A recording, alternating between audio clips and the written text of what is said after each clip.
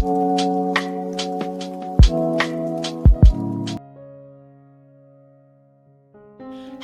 good evening, and welcome to Nighttales with a Royal Mic, Season 2, Episode 15, titled The Finding. Tonight, we follow a path that begins with a child's hand, a forgotten drawing, and a journey to find what truly matters. Because some treasures aren't gold, they are the pieces of ourselves we forgot to bring along.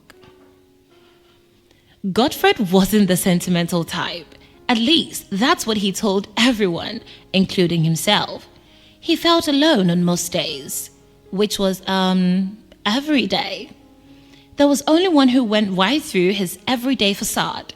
Meet Ikuya, Godfred's friend since childhood, and arguably the sweetest talker ever. One Thursday morning, while hunting for a missing charger under his bed, Godfred's fingers brushed a dusty cardboard box he didn't remember keeping. Inside, he saw something wrapped in old newspapers and pure childhood chaos. It was a drawing. His drawing. The only one he had made when he was 7, he couldn't have forgotten. There was a tiny house with only one window glowing, a child on a hill reaching up to a star, a strange musical instrument dumped on the grass, and a long winding road that led into a blank, empty nothing. He stared at it and sighed, amazed at his young brain and yet sad by something else. It felt as if 7-year-old him was tapping him on the shoulder, whispering, "We're still lost, and you promised to find us." While he was drifting in his thoughts, another very real hand tapped him on the shoulder, and before he could even react, Ikuya wrapped him in a warm, familiar embrace. Godfred chuckled and spoke. "How you make me smile without even trying amazes me till today." Ikuya smiled shyly and held his hand as they sat on the grassy carpet together. She listened keenly to his narration of how the drawing sums his life. He thought of it as a guilty confession, and the incompleteness made him feel sad. Ikuya simply smiled and said, "Who said we can't do it? We're going out there and we'll make it happen." He stared at her and managed a small smile. Somehow, even in the middle of dusty newspapers and long-forgotten memories, she always made his world lighter. Just as he folded the drawing back into the newspaper, something else slipped out of the hand and landed on the grass with a soft thud. A small faded photograph. Godfred picked it up slowly. It was the two of them, years ago, standing in front of their old school gate. Ikuya was laughing with her whole mouth open.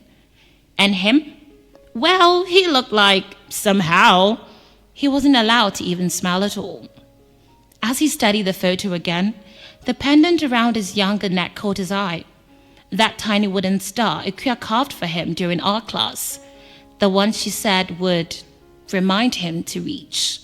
He hadn't seen it in years, and yet somehow its memory hit him straight in the chest. For the first time in a long while, something inside him felt steady. Ikuya watched him quietly, letting him take in the moment, letting him remember that some pieces of the past are never really lost.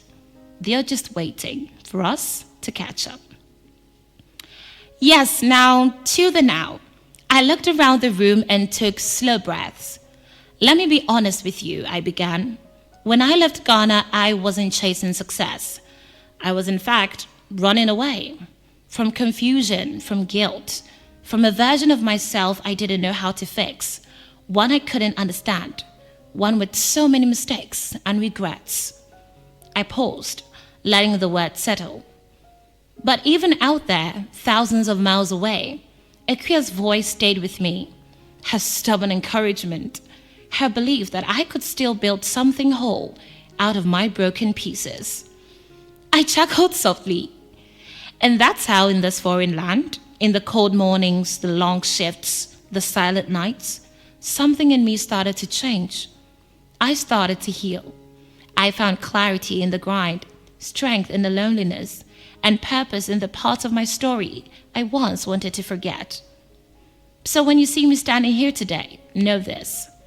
It wasn't luck, it was grace, and the echo of someone who believed in me even when I didn't.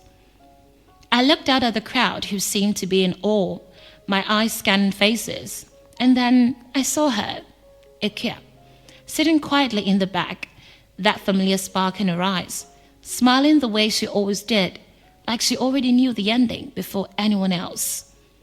I continued. So here's what I've learned.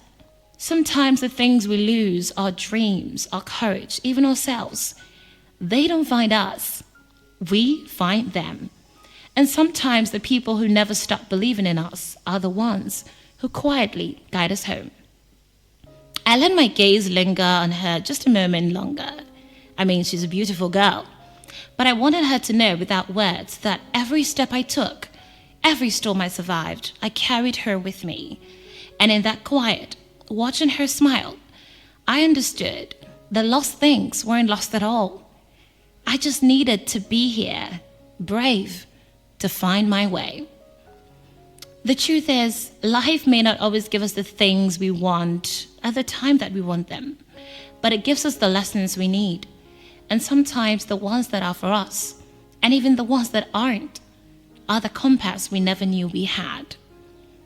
So we all have different journeys, and no matter what your story is, keep going, keep the faith, and remember, your story might be the next one I share on Nighttales. So thank you for listening to Nighttales with the Royal Mike, Season 2, Episode 15, titled The Finding.